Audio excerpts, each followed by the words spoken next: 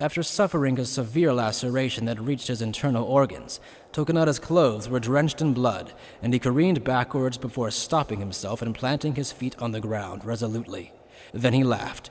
Breaking into a cold sweat, he used Kaido, despite being inexperienced with it, to forcibly stop the bleeding. I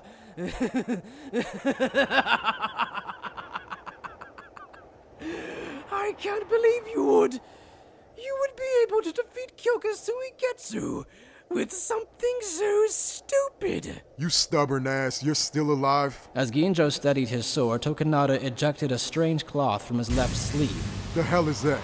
The fabric began to wriggle and swirled around Tokinada like a tornado. It revolved around his entire body. That's the thing from Renji's report. It was a cloth that had been infused with a special kido in order to force one to a new location. Aizen had created the equipment, and its existence was only discovered when Aizen, Ichimaru, and Tosen used them. You plan on using this equipment to run? I think coming in quietly would be best for your sake. Don't be so foolish, Kyoraku. If I'm going to spend the rest of my life in tedium until the day I die, I would much rather just die. In that case, let us kill you. Ginjo swung his sword, but the cloth closed up any openings. And when the fabric had been cut through, Tokinada had already disappeared. I let him get away.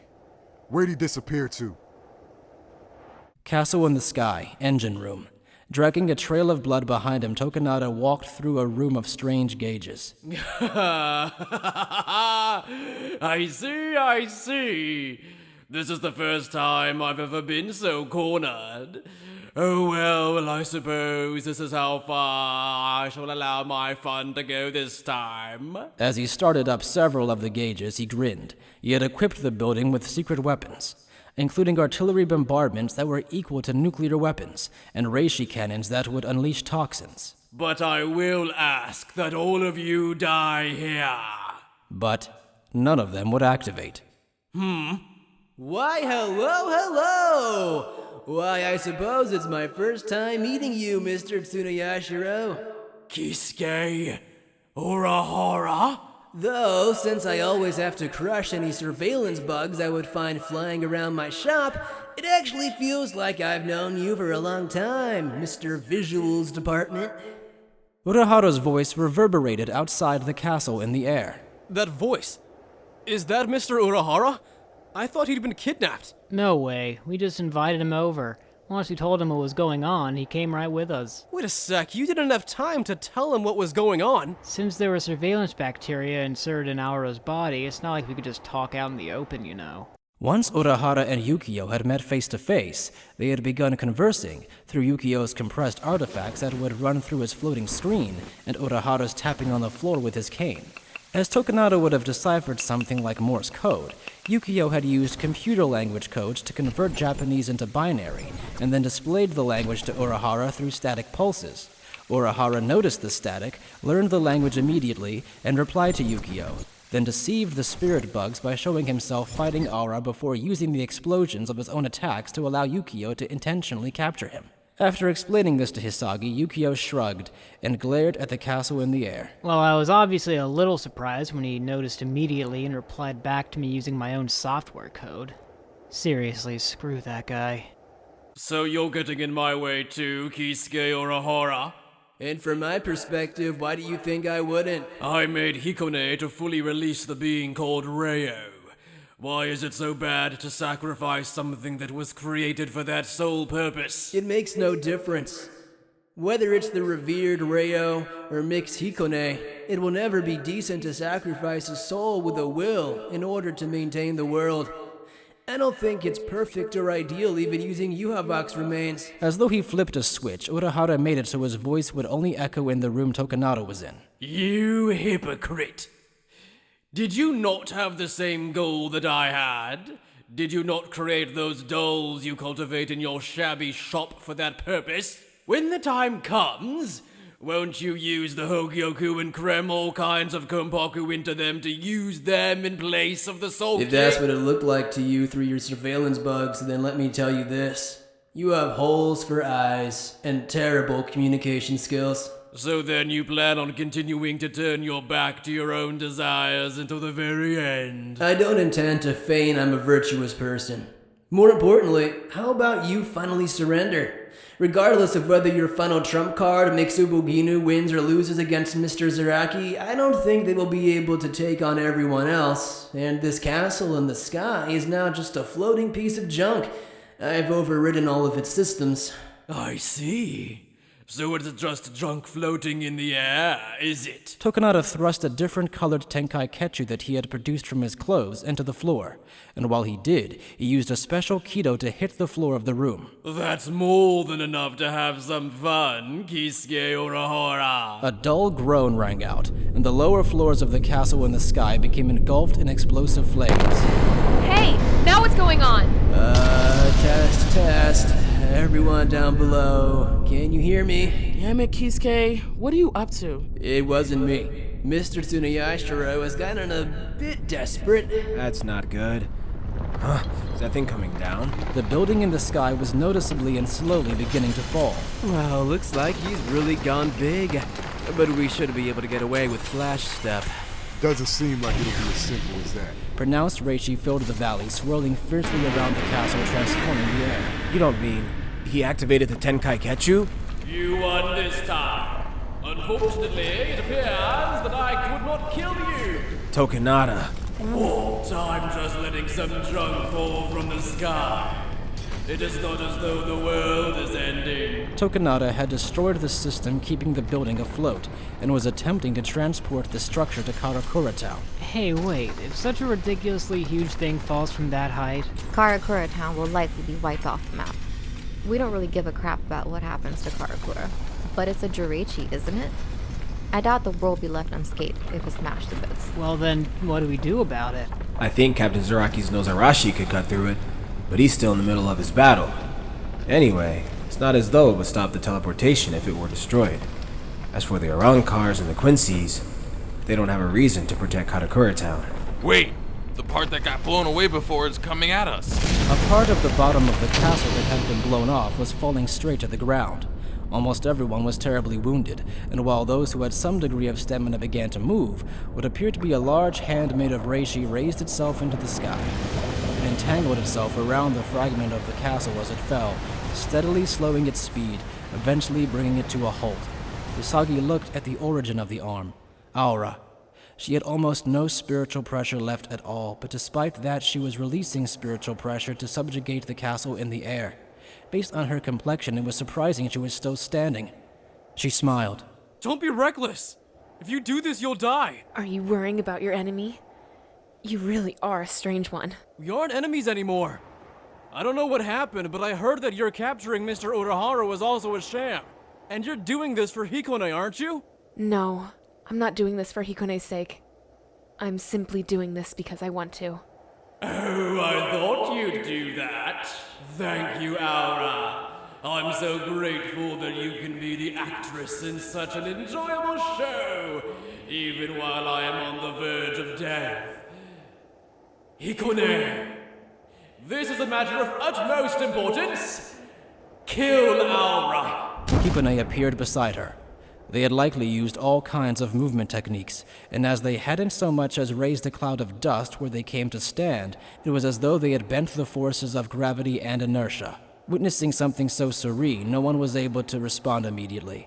No one beyond Hisagi. He stood guard at Aura's back, placing himself between her and Hikone. Mr. Shuhei Hisagi, would you please move slightly for me? Are you planning on killing Aura? Yes, sir. Since that was Lord Tokinada's order. But Aura was trying to protect you. That's why she turned on Tokinada. Really? Please stop them. It's not the child's fault. Please don't mind me. You already know that I cannot be slain by any physical attack, don't you? Can you really manage things like you normally would? If you could, wouldn't you have already turned back to mist and erased your presence? Hisagi gripped Kazeshini and took a step toward Hikone. Why are you doing so much? I'm not doing this for you. It's just that I've got to take responsibility for the past in my own way. Apparently, I'm pretty susceptible to seduction. I'm helping you out after you risked your life for Hikone because you're a good person. That's a good enough reason, right? So I suppose you won't move for me then. That's too bad. Hikone closed their eyes, and when they opened them, they turned Ikomiki Domoe's blade at Hisagi. As Hikone moved, everyone readied themselves to respond, but an attack fell from the sky and sent the ground around Hikone flying. Hisagi swept aside the earth that flew at him, and he looked up to see Hikone's blade being stopped by Zaraki's. We were in the middle of the fight, weren't we? What are you down here for? I was planning to finish things before you could follow me here, but oh well. An expansive spiritual pressure started to circulate within Hikone's body as faint joy appeared on their face. It's odd, isn't it? I feel like fighting with you has been more fun than with anyone else. And that's all that matters! The fight between two demons continued. Hikone released countless continuous attacks as Kenpachi drove them all away with single brutal swings. Are you not going to use your Shikai, sir? Ah! When fighting someone like you, it's more fun to drag things out with a handicap. I can't believe it. Those guys are smiling in the middle of all of that. That's scary. Soul Reaper was smiling the entire time he fought Gremmy too, you know? Come to think of it, wasn't Gremmy enjoying himself too? Who knows? I wasn't paying attention. Hurry up and finish your observations so you can stop them from moving, Peach Tom. Just hold on! Their patterns are way too complex. It's different from Aizen's simple but super strong pattern. I'll just pray you don't get killed in the meantime. Meanwhile, one of Kenpachi's blows made Hikone fall back dramatically. You're getting slow, and you were worried about when I use Shikai? Don't waste time thinking stuff like that. What's important is fighting here in the moment, right? You're right. Since I'll defeat you with my full power, and then kill Miss Aura and everyone else here like I should. Huh. Don't get greedy. If you start thinking about the future and get stingy and hold back, I'll slaughter you. Yes! I will fight you with my entire mind and body. Their spiritual pressure shifted to a higher gear of circulation, and the balance between their hollow and soul reaper aspects began to crumble. Their spiritual pressure can increase even more? Hikone's body quivered eerily, but as they attempted to ready their Zanpakuto again, they stopped. Someone had inserted himself between Hikone and Kenpachi. Mr. Hisagi? Hey, what do you think you're doing? Hisagi! What are you trying to do, Hisagi? I'll handle them. Please don't get in my way, Captain Zaraki. The air around everyone chilled, and Kenpachi's spiritual pressure, mixed with his anger, became so sharp it scorched and prickled at the atmosphere. What is he thinking? Hisagi, he's going to kill you. So I can assume you're picking a fight with me too then, huh? Kenpachi settled his Zanpakuto on Hisagi's shoulder. Hikone is weak. So is that your way of telling me I'm weak too? Hikone is weak. Far weaker than you, Captain Zaraki. No, most likely weaker than everyone here. For somebody like you who's inherited the title of Kenpachi, to defeat such a weak opponent isn't a good look for you. So I'll do it. Zaraki thought for a few moments, then mumbled to himself. Yeah. You're right, Yachiru. Good point. You mentioned the title Kenpachi. I'm sorry? If this is about me being Kenpachi and Zaraki, then you're right. I shouldn't be picking on the weak. Huh? Zaraki shouldered his sword and then turned his back to Hisagi, before emitting a spiritual pressure so chilly it seemed as though it would destroy anything it touched. You brought up the name of Kenpachi. You put up an unworthy fight, and I'll kill you before that punk does. Yes. Thank you very much, Captain Zaraki. Then Hisagi confronted Hikone. Beyond Zaraki, and perhaps Ginjo, who was currently with the other Fullbringers helping Aura stop the castle from falling, no one there could take on Hikone, let alone a lieutenant. Hisagi was out of his depth. Don't be reckless, Shuhei. Since you still can't use Bankai. At the end of his training with Muguruma and Mashiro, Hisagi still hadn't achieved Bankai. It's too bad, but your power has definitely made leaps and bounds in the last few days. Make sure you show those Quincy's the fruits of that. Yes, sir. Mashiro and I were definitely half trying to kill Hisagi. I thought that Bankai would be impossible without driving him to desperation, but we weren't going easy on him.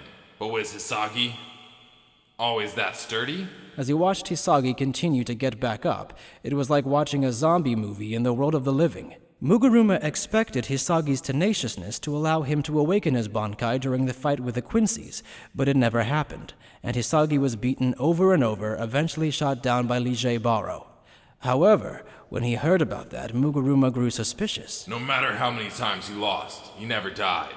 Was that really through sheer luck, or was that itself the key to his Bankai?